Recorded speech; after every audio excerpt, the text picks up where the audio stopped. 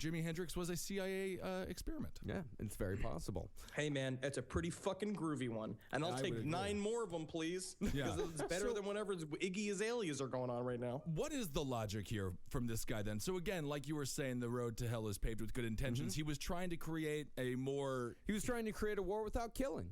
So he would everyone just freaks out and starts dropping trow and dancing, or what? He was trying to create a war in which the soldier of the opposing country could be incapacitated, rounded up, and kept imprisoned. Which is interesting because now we're seeing the same thing happening, but it's with technology. So instead of now they're doing the same thing with drones and robots for our soldiers, which is the idea of taking the human element out of war, because then what you'll do is war can happen constantly.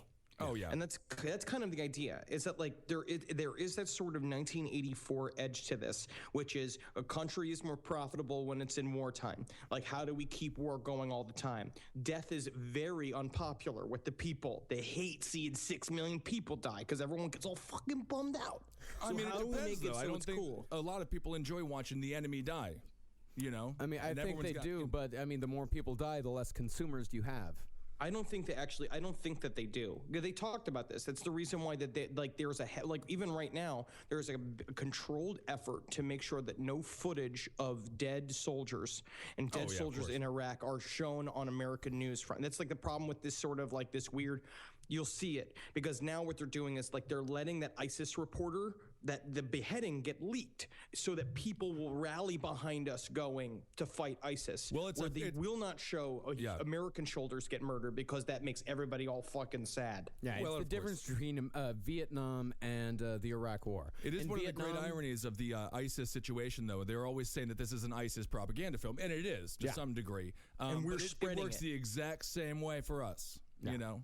So the main guy in charge, let's go through some of the scientists that were involved over at Edgewood in these programs. The main guy, his name was Colonel James Ketchum, and he's a guy that is spoken out many a times about the effectiveness of this and how it was a positive force. He even wrote a book in 2006 defending himself as far as his experiments went. But I'll tell you this right here, what he says about the Chechen Moscow theater incident, I think this really sums up a lot of what this guy's all about. If you remember in 2002, some Chechen guerrillas, they seized a theater in Moscow. There were about You're talking about people, not monkeys, right? I'm talking about people. Human beings. Cool. They might be Russian, but they're still people, Henry. It's just saying, it's a gorilla's joke. Yeah. Yes, okay. I got it. I didn't. It went right over my head. Yeah. What do you, real quick, Joe, what do you think about those videos, those ISIS videos? And we'll talk about it on Able Against Top Hat, but do you think those are staged? I think that part of it is, yes. Right? Because there's no way you can behead somebody with that little knife. No, and not that quickly either. Right. It takes dismembering a person is very difficult and very time consuming. And we're helping them make it. I wouldn't be surprised if you got fucking, what's his name back there? You got Francis Ford Coppola filming the whole thing. You think Coppola's in on it? Nah, I think Tom Savini. I think Nicolas Cage would be asking for a role if Coppola was involved. No, they got Tom Savini back there working for him. They've got a gun to his daughter's head. And say, fucking do it like the thing. Desperado. The crotch gun from Desperado is like fully loaded, and he's like, we make these for real. Anyway, I apologize. So Ketchum. Yeah, so Ketchum, talking about the Chechen military crisis, these Chechens, they held 800 people hostage, and the Russian military, they flooded this entire place full of gas, and the special forces went in, and they ended up killing 130 citizens in trying to save all of them. But Ketchum said, it's been looked at by some skeptics as a kind of tragedy. They say, look, 130 people died. Well, I think that 130 is better than 800, and it's also better as a secondary consideration not to have blown up a beautiful theater. Oh, yes, that's right. Mm-hmm. It was a shame when they tore the theater down that Abraham Lincoln was shot in. It was a shame to see it go. Another scientist was a guy named Van Murray Sim, and this guy is amazing. He is a character. What was Ketchum's role, though, in the actual experiments? Was he the one who was giving all the doses of LSD? He was the lead scientist. He wasn't the guy in charge of the entire thing, but he was one of the main scientists. And like I said, he's the one that's spoken out about it the In most. defense of it. In defense of it. Right. And He's the guy who I would argue he's the only one speaking out in defense of it. Because what he did was, because he likes to say a lot of stuff that the soldiers then refute, where he says that they were given ample time to ask questions, that there was a certain amount of blind testing that had to happen, so they could not let them know exactly what was going on all the time. He said that they technically had the ability to drop out, but no soldier would, because they're trained to obey orders, and it's like, and obey their superiors. Well, and also, another thing with the dropping out, I mean, and a lot of these people who were victims of these experiments, they had extreme psychological damage. But if they would have gone to the doctor would have said, "Get out of here. You're out of the military." And they all had families.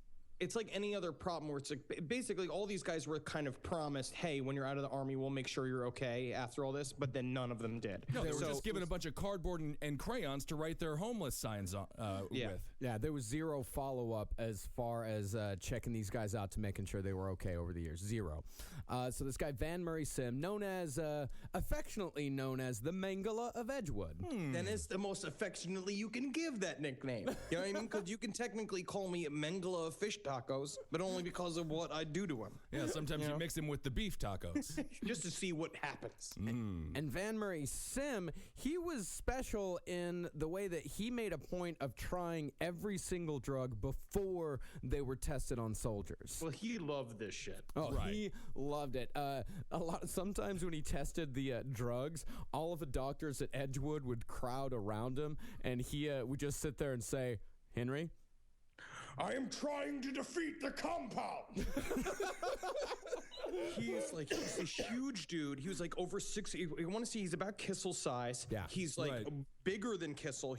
Big muscular dude who was just nuts. And they said that he would just take all of these drugs. And the problem was that he would just rip apart the labs because they literally couldn't control him because he was bigger than everybody. Isn't this how the Green Goblin was created? Yes. Yes.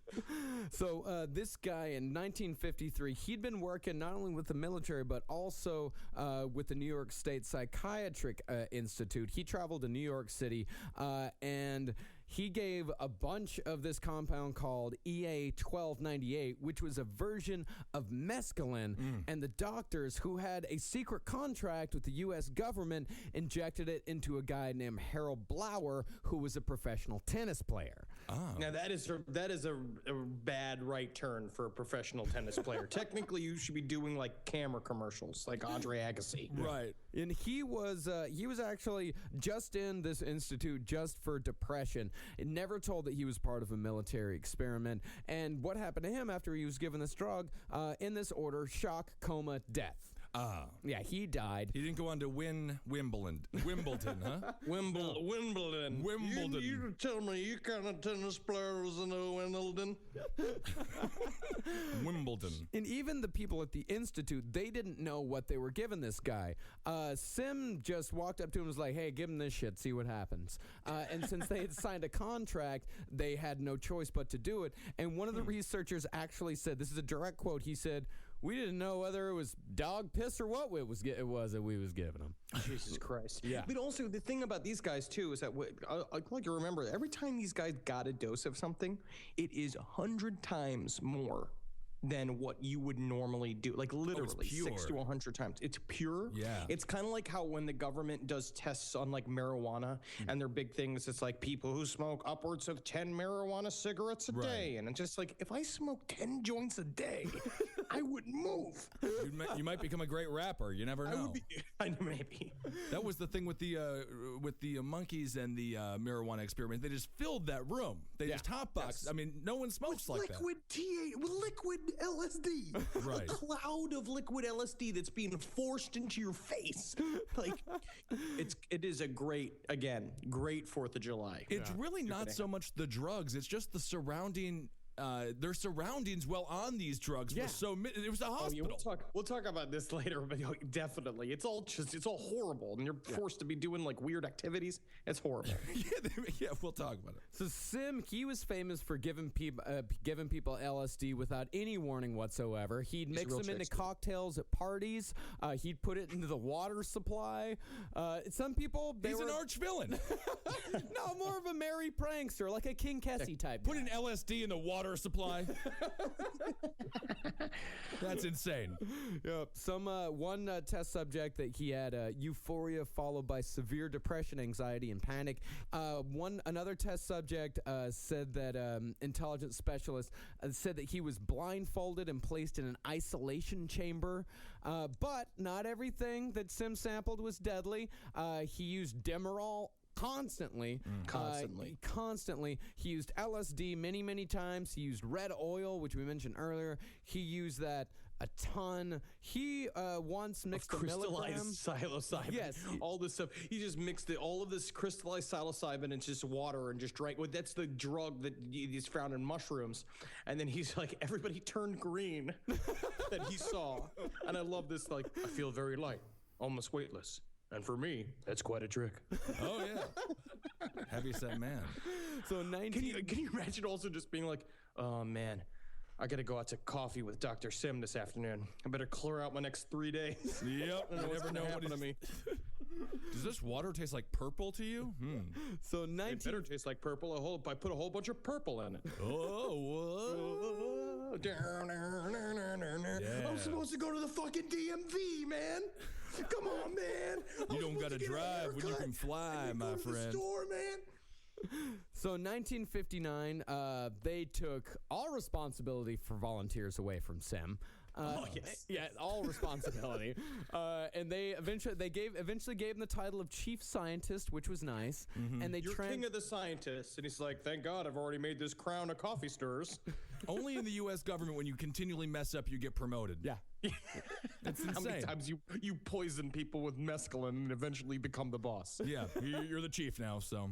So they transferred all control over to this guy, Colonel Douglas Lindsay. He was a Korean War veteran. He was an army surgeon, kind of a MASH fella. You know, he was out there in the Korean War taking care of people. Athletic, small-framed. He had dash mark lips. I don't know what that means. Thin lips. So he saw a lot of tragedy, but he always maintained a nice, light sense of humor about it. He drove a pink convertible everywhere, always kept the top down, rain or shine. He had a... Whoa, hold on. What? Yeah, always had the top down, no matter what. This guy was tripping balls. Yeah. He had a... I don't know, maybe, do you guys know what a swagger stick is? I believe it's something like, like in like the 1920s and you see that tiny cane? It's like a tiny cane. Yeah. I think it's a tiny cane. Yeah, if you lean on it, it just breaks immediately, but it's good for like whapping people with. Yeah. He had one of those, but it made out of a human arm bone, a fibula. So he's in charge of the volunteers. Yeah, he's in charge of the volunteers. Great. Yeah. He was a master parachutist. Every once in a while after lunch, he'd just jump out of the second floor window. Perfect. That's not disorienting at all. There's no way you just like give a guy like 100 doses of LSD and just be like, excuse me, I got to go out for a second, and then just jump out the fucking window. So the chief of this entire thing has done more drugs than Hunter S. Thompson could possibly dream about, and then they hire a guy who has a bone for a cane. And then he just constantly jumps out the second floor window every now and again. Yeah. Right. And he also used to play little pranks. He would just be casually having a conversation with someone. He had a little beaker of VX next to him and be like, all right, well, let me show you what this does. And he'd just dip his finger into the beaker of VX. He'd rub it on the back of a shaved rabbit. And then as the animal died, because it died very quickly, he'd just walk around the room and stick his finger in a martini glass and just kind of swish it around and be like, that's fine. Can you imagine having to put in like off days, like for work with this boss, and like going up to him, just being like, "Hey, so I'm trying to go out to Wisconsin for like a week to see my aunt or something. So can you just sign this release and stuff?" He's like, "Just wait here a second," and then he just chokes a fucking dog to death. Oh, never mind. Oh, I guess I could stick around. Vacation can wait. So, a doctor that served under this guy, he said, this is what he said about him. Hey, Henry, you want to take this one? I thought that they were crazy. I was going to New York, and Colonel Lindsay tells me, how about taking a vial of